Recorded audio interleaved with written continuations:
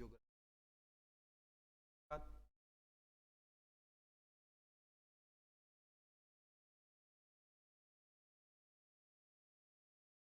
Study कर।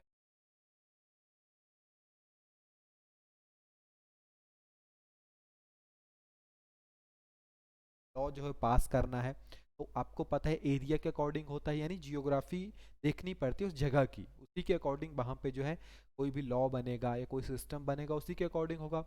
वहीं पे आपकी इकोनॉमी हो गई, इकोनॉमी उसी जगह के वेदर के ऊपर डिपेंड करती है। यही चीज़ अगर आप देखोगे in case of history, history भी इसी के बेसिस के ऊपर होगी। फॉर एग्जांपल से आपको पता है अंग्रेज आए थे, उससे पहले मुस्लिम शासक आए थे, बहुत से आक्रमण इंडिया के ऊपर हुए उसको लूटने के लिए, चाहे धन संपत्ति हो गई चाहे मसाले हो गए, यानी सभी चीज़ें तो जियोग्राफी के ऊपर ही है। यानी कहीं पे अगर कोई चीज़ पैदा हो रही है तो उसी के ऊपर सारा का सारा दारोमदार जो वो रहता है ना।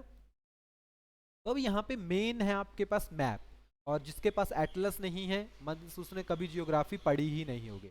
विदाउट एटलस आप जियोग्राफी को नहीं पढ़ सकते, क्योंकि एटलस एक बहुत इंपॉर्टेंट टर्म हो जाती है। इसमें आप देख सकते हो अपर जोन को लेह लद्दाख जिसे आप कहते हो, यहाँ आपके पास जे हो गया, हिमाचल प्रदेश हो गया, पंजाब हो गया, आपके पास उत्तराखंड हो गया। इनकी कैपिटल आप देख सकते हैं सभी की, जैसे जम्मू कश्मीर हो गया तो जम्मू की श्रीनगर, कश्मीर की देखेंगे तो यहाँ पे आपके पास जम्मू प्रेजेंट है, ठीक है। यानी एंड यहाँ पे देखेंगे अगर आप सॉरी लद्दाख की तो लेह हो जाएगी, हिमाचल प्रदेश की शिमला हो जाएगी, पंजाब की आपके पास चंडीगढ़ हो जाएगी, देहरादून की बात करेंगे तो उत्तराखंड आपके पास हो गया, ठीक है। यानी उत्तराखंड की देहरादून हो जाएगी। आपके पास दिल्ली हो गया, आपके पास हरियाणा हो गया, आपके पास यूपी हो गया, ठीक है।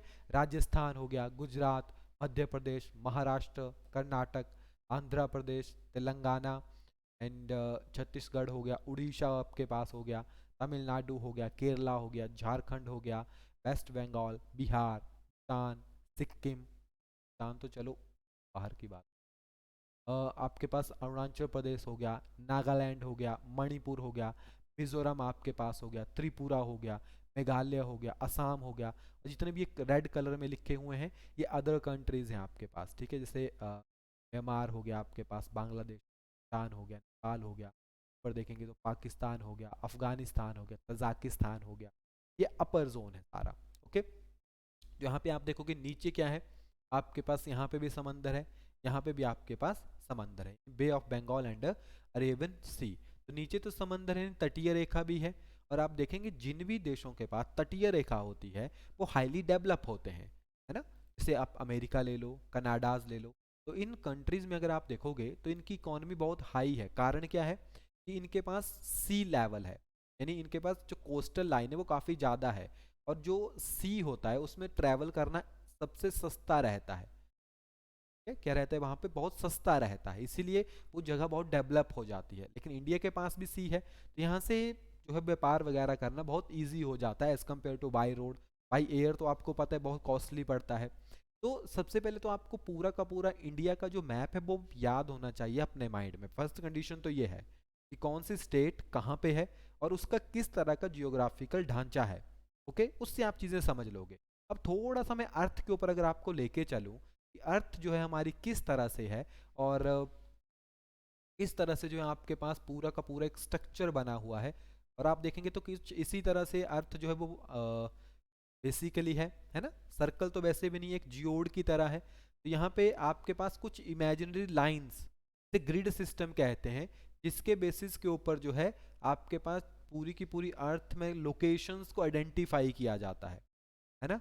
जैसे आपके पास कर्क रेखा हो गई 22.5 के ऊपर, ऊपर की तरफ अगर आप यहाँ से जीरो मानते हैं तो ऊपर की तरफ, नीचे की तरफ देखेंगे तो आपके पास मकर रेखा हो गई, सेम आपके पास 22.5 के ऊपर। एक लाइन ऑफ एक्सिस यहाँ पे ड्रॉ करनी थी, तो अगर आप देखेंगे तो इंडिया कहाँ जैसे है, यहाँ जैसे आपको इंडिया देखने को मिलेगा, यानी बॉल की तरह है, पिछले भी होगा है ना, स्फीयर है आपके पास, तो यहाँ जैसे इंडिया आपको देखने को मिलेगा। लेकिन पहले इंडिया ऐसा नहीं था। अगर मैं थोड़ा सा यहाँ से आपको हिस्टोरिकल बैकग्राउंड में लेके चलें तो आपने सुना भी होगा कि आपके पास जैसे डिफरेंट डिफरेंट लैंड्स होते थे, जैसे गोंडवाना लैंड हो गया, अंगारा लैंड हो गया। तो चीज़ें जो है वो मूव करती है, जो आपके पास टेक्टोनिक प्लेट्स होती है वो नीचे से क्या करती है, मूव करती है, जिसकी वजह से क्या होता है, आपके पास ऐसा मान लीजिए कि यहाँ इस तरह से जो है इंडिया पहले था, एक लैंड था आपके पास जो यहाँ जैसे था, जब ये यहाँ पे मूव किया और यहाँ पे हिट किया के तो यहाँ पे जुड़ा, तब जो है पूरा का पूरा इंडिया का जो है वो फॉर्मेशन हुई थी। ओके, ज़्यादा हम अभी नहीं चलेंगे इसमें, एक बेसिक सा स्ट्रक्चर है वो हम आपको यहाँ पे बताएंगे, ठीक है, ज़्यादा डीपली यहाँ पे नहीं जाएंगे हम। तो जैसे हमने बात कही आपके पास, तो यहाँ पे ऊपर क्या थी, कर्क रेखा थी। तो जो इंडिया है, में आपको पता है कि जो कर्क रेखा है इंडिया को दो पार्ट्स में डिवाइड कर देती है, बीच में से गुजरती है। ट्रिक आपको पता होगी, मित्र पर गमछा चार, है ना। कर्क रेखा है वो एकदम सेंटर से जो है वो गुजरती है, तो यहाँ से आप कर्क रेखा को ड्रॉ कर सकते हो। इस तरह से जो है आप कर्क रेखा को क्या कर सकते हो। मिजोरम हो गया, त्रिपुरा आपके पास हो गया, वेस्ट बंगाल, झारखंड, छत्तीसगढ़, मध्य प्रदेश, राजस्थान, गुजरात, इस तरह से कर्क रेखा जो है वो पूरी से क्रॉस कर। टाइम जोन भी है आपके पास, यहाँ से अगर आप देखोगे छत्तीसगढ़ से होता हुआ इस तरह से, है ना, मध्य प्रदेश को भी वो टच करता है लाइन को, थोड़ा सीधी नहीं हुई लाइन। तो ये टाइम लाइन है आपके पास, जो समय रेखा है, मानक जिसे आप कहते हैं, तो टाइम जोन। ओके, तो आपके पास 82.5 इलाहाबाद नैनी से जो है गुजरता है आपके पास। यूपी हो गया, मध्य प्रदेश हो गया, छत्तीसगढ़ हो गया, उड़ीसा हो गया एंड आंध्र प्रदेश। 5 से जाती है, ये कर्क रेखा हो गई, ये आपके पास 8 स्टेट्स हैं उनमें से जो है वो ट्रैवल करती है। ओके, अब थोड़ा सा इंडिया का अगर आप बैकग्राउंड देखेंगे तो देखिए, आज तो हम बेसिक ही देख रहे हैं सारा, है ना, ताकि चीज़ें किस तरह से आपके पास इंटरलेट हो सकते हैं उसके बारे में हम बात करेंगे। अगर मैं यहाँ से बात करूँ तो यहाँ से अगर आप देखेंगे तो जो अपर जोन है सारा वो तो हिमालय है, थोड़ा हम डार्क ही कर देते, ये वाला जोन क्या है आपके पास, हिमालय। तो ये तो पूरा का पूरा क्या होगा, पर्वत होगा, क्या होगा, ये पर्वत। और आपको पता है रेन सबसे ज़्यादा कहाँ होती है, बारिश। बादलों को रुकने के लिए जगह चाहिए, यहाँ पे बादल रुक जाते हैं सारे और यहीं पे बरस जाते हैं।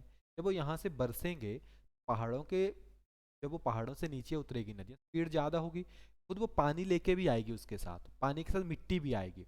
तो सारी की सारी मिट्टी को कहाँ लेके रख देगी, वो इन जोन में। और वो जल के द्वारा मिट्टी लाई जाती है ना, वाटर के द्वारा, तो उसको आपके पास क्या कहते हैं, जलोढ़ मिट्टी, ठीक है। खादर बांगर दो टर्म्स हम यूज़ करते हैं। तो यहाँ पे प्लेन जोन है सारा, तभी तो नदियाँ इसी की तरफ आपके पास भागती है ना। नीचे अगर आप देखेंगे तो पूरा का पूरा पठार है, जिसकी हाइट जो है 1000 मीटर ऊंची हो, वो पठार होता है, ऊपर से वो प्लेन होता है। तो पठार है, एकदम हार्ड पोर्शन है। पठार क्या होता है, एकदम हार्ड होते हैं। यहाँ पे बहुत सारे मिनरल्स जो हैं वो आपको देखने को मिलते हैं। क्या देखने को मिलते हैं, मिनरल्स। तो एक तो स्ट्रक्चर आपको पता लग गया, नदियाँ पहाड़ों से ही निकलेगी, नीचे भी पहाड़ है तो उनमें भी नदियाँ होती है, लेकिन जो हिमालय की नदियाँ हैं वो एवरग्रीन होती है, सदाबहार नदियाँ। कारण क्या है, बर्फ़ है ऊपर, बर्फ़ पूरा साल तो पिघलेगी नहीं, धीरे धीरे पिघलेगी। और बर्फ़, जो पहाड़ होते हैं उन्होंने पानी अपने अंदर भी सोखा होता है, तो धीरे धीरे वो मूव करता रहता है, ग्लेशियर पिघलते हैं, तो नदियों में हमेशा पानी रहता है। इसकी वजह से जो माउंटेन्स हैं उनकी वजह से, ठीक है। और यही पानी जो है यहाँ से मूव करता हुआ डिफरेंट डिफरेंट वे से यहाँ मूव कर जाता है। क्लियर। तो एक बेसिक स्ट्रक्चर जो है वो आपको पता होना चाहिए। हमारा जो फर्स्ट टॉपिक होगा वो होगा हिमालय। हमारा क्या फर्स्ट टॉपिक होगा, हिमालय। हिमालय के बारे में हम पढ़ेंगे, हिमालय की रेंजेस हो गई, जैसे आपके पास ट्रांस हिमालय हो गया, ठीक है। आपके पास जैसे ट्रांस हिमालय भी 4 पार्ट में डिवाइड है।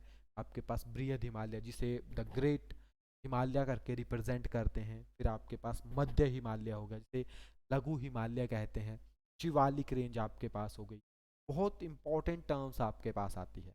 फिर on the basis of river system आप हिमालय को डिवाइड कर सकते हो, सिंधु नदी, सतलुज नदी, काली नदी, तीस्ता नदी, दिहांग नदी के बेसिस पर। जैसे पंजाब हिमालय हो गया, कुमायूं हिमालय हो गया, नेपाल हिमालय हो गया, आपके पास असम हिमालय, इसके बेसिस के ऊपर। तो कल का जो मेन टॉपिक होगा वो हमारा वो होगा हिमालय। अभी आपके लिए फर्स्ट टास्क क्या है, इंडिया का मैप को समझना। तो आप इसको समझ लोगे, देन जियोग्राफी आपके लिए बहुत ईजी हो जाएगी। ओके, बाकी आपको एक आइडिया लग गया, पता कहाँ पे पर्वत हैं, कहाँ पे पठार हैं, कहाँ पे प्लेन जोन है। ओके, कुछ वीडियोस हम आपको बोर्ड के ऊपर भी बनाएंगे ताकि इन चीज़ों को आप और अच्छे से समझ सकें। क्लियर। चलिए, तो आज का छोटा सा ही लेक्चर है, बाकी हम कल स्टडी करेंगे। तब तक के लिए thank you and have a nice.